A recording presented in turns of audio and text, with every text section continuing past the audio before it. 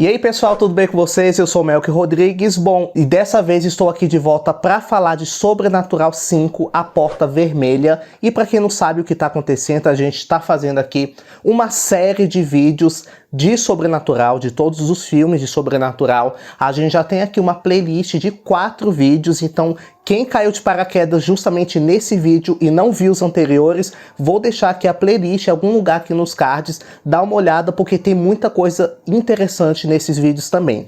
Agora sim, agora de fato eu já assisti o filme e vim aqui falar as minhas considerações. Bom, como eu quero falar de coisas um pouco mais detalhadas e principalmente de coisas que eu estava comentando nos meus vídeos anteriores, esse será um vídeo com spoilers, viu galera? Então se você ainda não assistiu Sobrenatural 5, eu recomendo que você assista primeiro o filme, depois volta aqui para assistir este vídeo.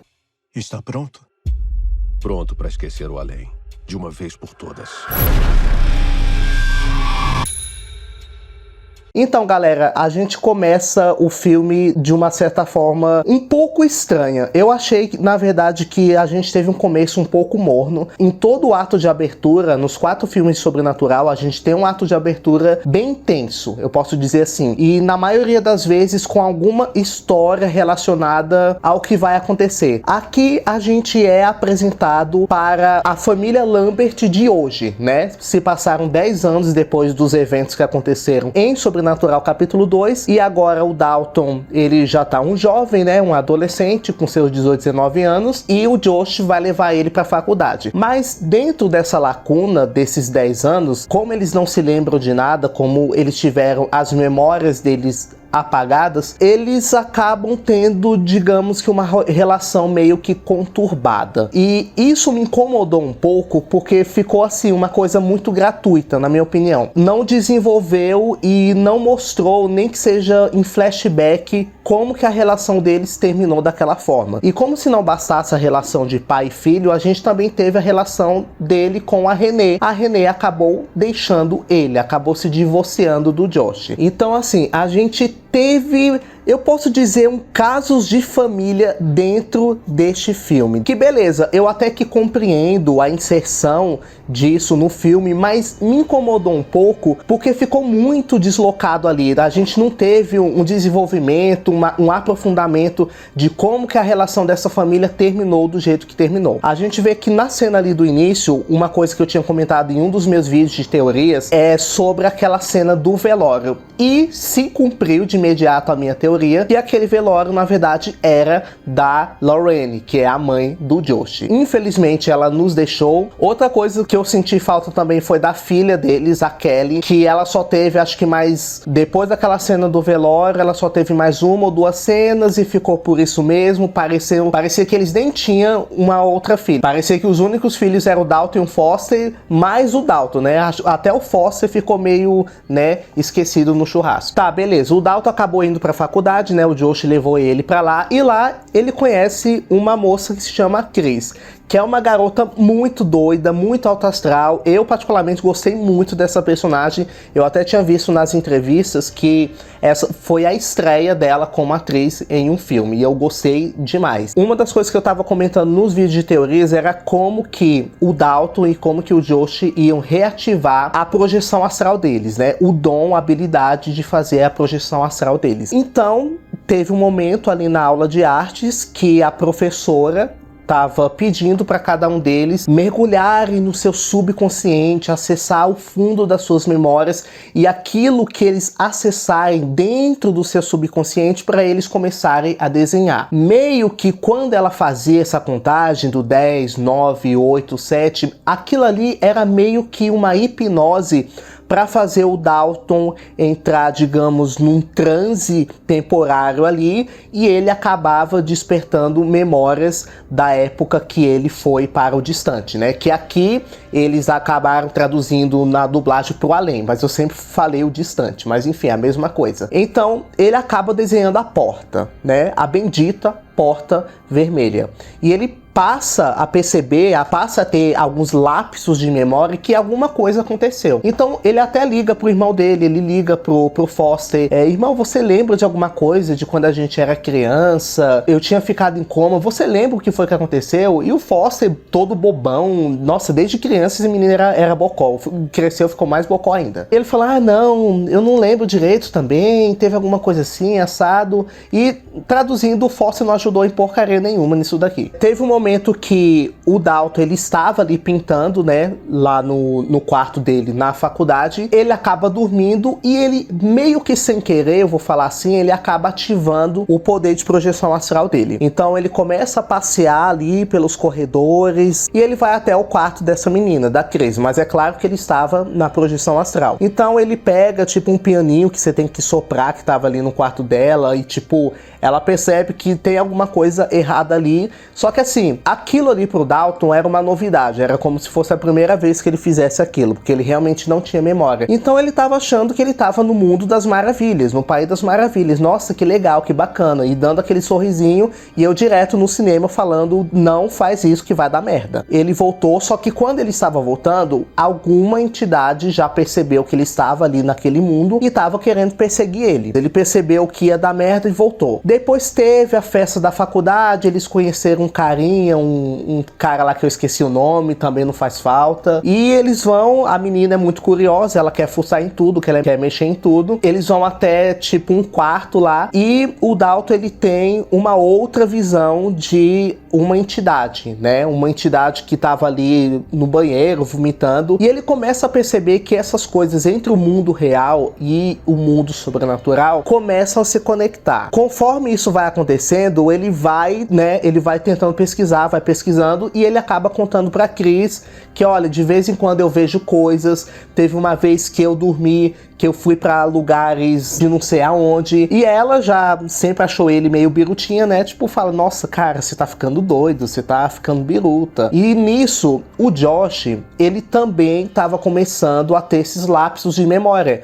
porque enquanto o Dalton, ele tava fazendo essas viagens astrais, isso também tava despertando alguma coisa no Josh, mesmo ele estando longe, meio que ele percebeu que tinha alguma coisa errada. Bom, agora, galera, uma das teorias que eu falei, que eu estava em dúvida, que era trechos que tinha no trailer, era sobre quem é aquele cara que aparecia para o Josh. Eu ficava naquela, gente, quem é esse cara? Será que esse homem apareceu nos filmes anteriores? Será que é um novo personagem? Uma nova entidade? E eu fiquei assim, de cara, completamente de cara, quando a gente descobriu a verdadeira identidade daquele homem. E é nada mais e nada menos que o pai do Josh.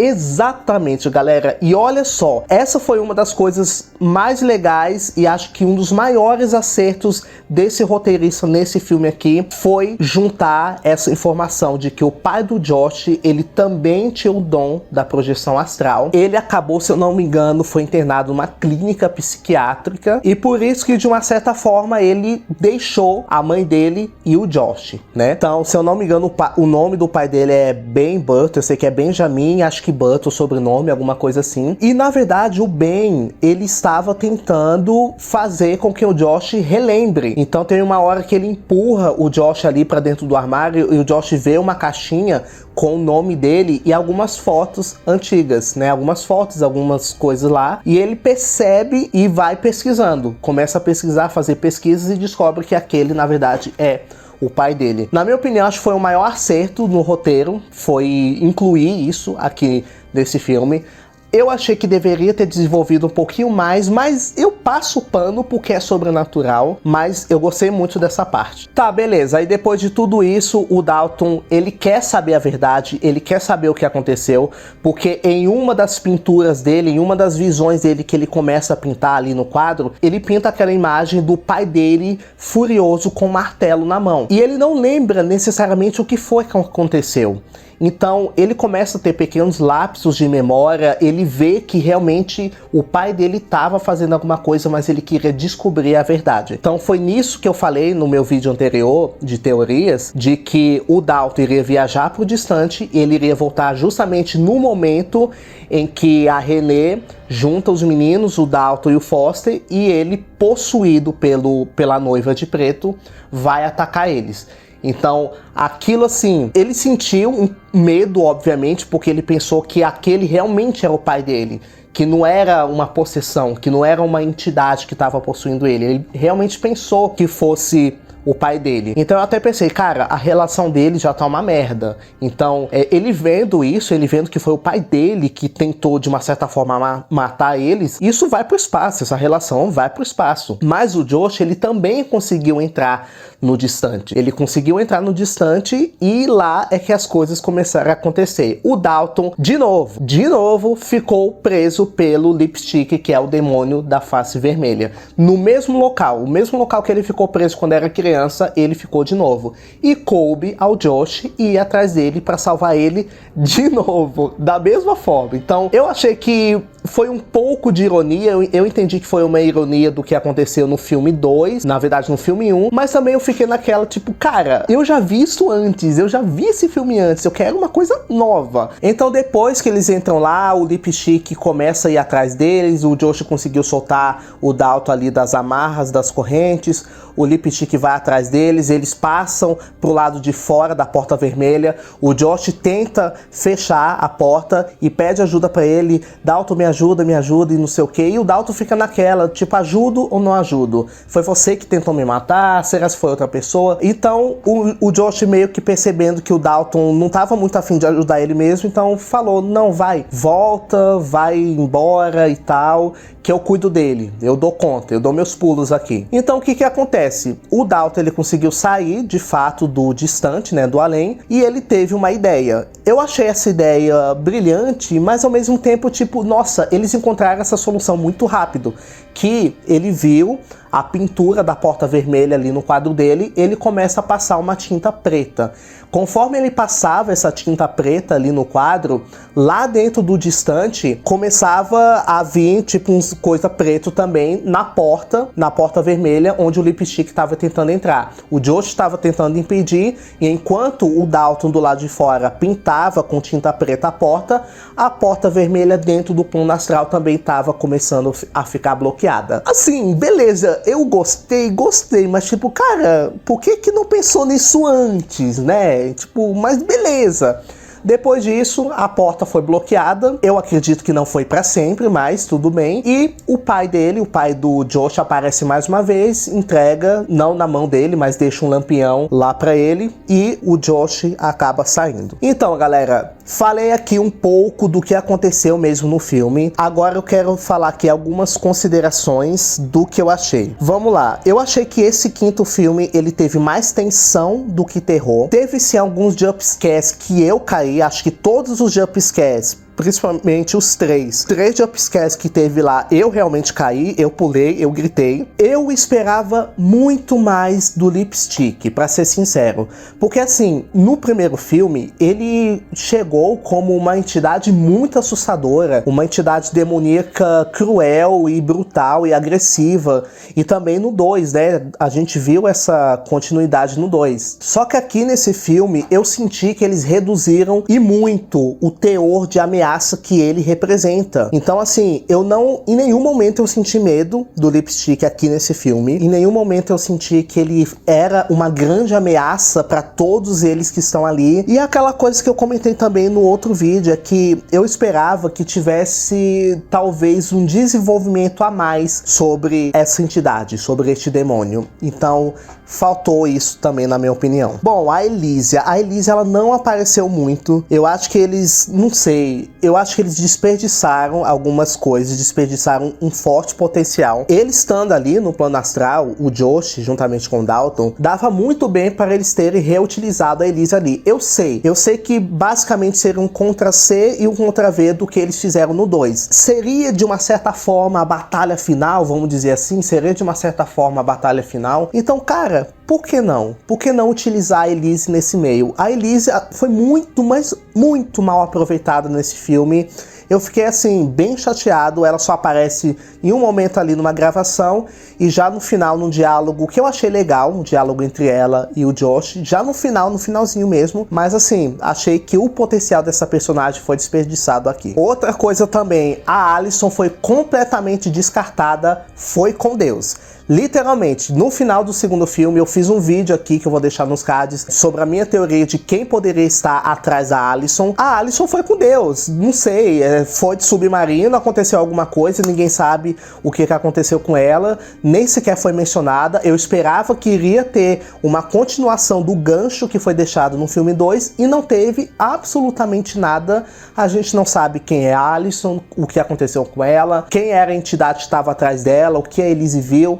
Outro potencial desperdiçado. Eu também achei que ficou muitas lacunas assim aberto. Eu esperava assim que neste quinto filme eles iriam fechar todas as brechas, todas as frestas que foram deixadas ali ao longo dos 4 filmes. Esse quinto filme veio justamente para tentar fechar isso tudo e não. E na minha opinião, eu acho que abriu mais brechas do que fechou. Particularmente eu terminei de assistir o filme com aquela sensação de tá faltando alguma coisa. Eu não vou dizer insatisfeito, não insatisfeito com o filme, mas insatisfeito com algumas resoluções, principalmente a falta de algumas resoluções, porque muitos arcos ficou, sei lá, ficou sem fundamento, ficou sem uma conclusão, né, de fato, ficou arcos inconclusivos, e eu achei que, né, faltou um pouco disso aí. O que falar da direção do Patrick Wilson, né, que tá estreando aqui como diretor, eu achei que foi boa, eu achei que ele bebe da mesma fonte do James Wan e dos outros diretores, mas o que me preocupou mais aqui foi justamente o roteiro. A gente não teve o mesmo roteirista dos outros filmes, então isso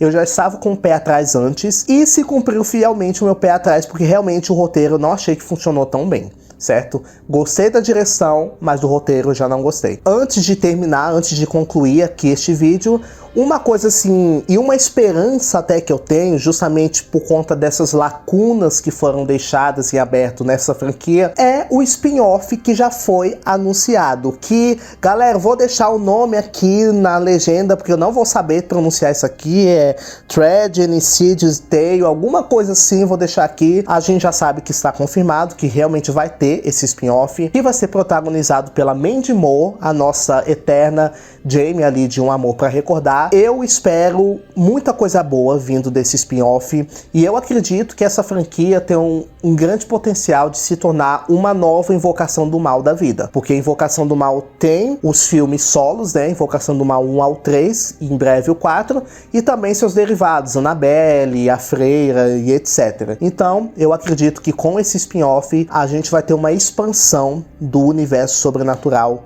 nos cinemas. Bom, então é isso, galera. Espero que vocês tenham gostado desse vídeo. Eu agradeço desde já a todo mundo que está acompanhando essa saga e que acompanhou esse vídeo. E se você for novo aqui, não se esqueça de deixar seu like, se inscrever no canal se você ainda não for inscrito, ativar o sininho das notificações, porque assim, sempre que sair um vídeo novo aqui, você vai ser notificado. Beleza? Beijão e até a próxima.